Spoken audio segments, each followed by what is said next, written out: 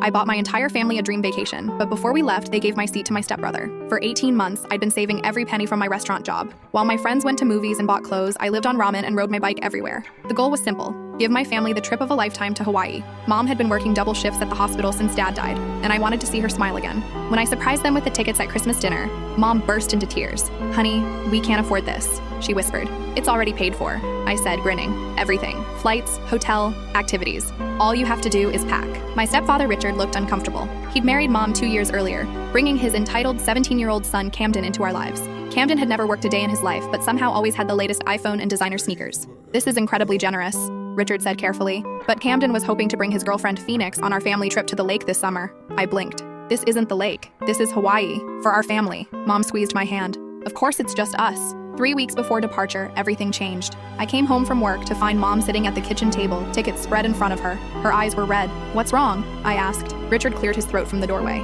"We need to discuss the sleeping arrangements." My stomach dropped. "What about them?" "Phoenix's parents are getting divorced," Mom said quietly. "She needs this vacation more than anyone. Camden wants to support her." "Okay," I said slowly. "So book her a separate room." Richard shook his head. "The rooms are already arranged. You're young and flexible. You could stay home. Maybe plan a trip with your friends instead." The words hit me like a physical blow. Stay home? From the vacation I paid for? "Camden's been looking forward to this," Richard continued. "And Phoenix is practically family now." I stared at Mom, waiting for her to defend me. Instead, she looked away. "It's just one vacation," she whispered. That night, I called the resort. "I'd like to make some changes to the reservation," I told the agent. "Of course. What can I help you with?" "I need to transfer the booking to a different name and update the payment method." Since everything was in my name and paid with my card, the changes were simple. I transferred the entire reservation to my name only, updated the guest list to include my 3 closest friends, and arranged for the family rooms to be converted to a suite. 2 days before the original departure, I packed my bags. "Where are you going?" Mom asked, panic in her voice. "Hawaii," I said calmly. "Remember? The trip I paid for?" Richard's face went white. "You can't just change the reservation," I smiled.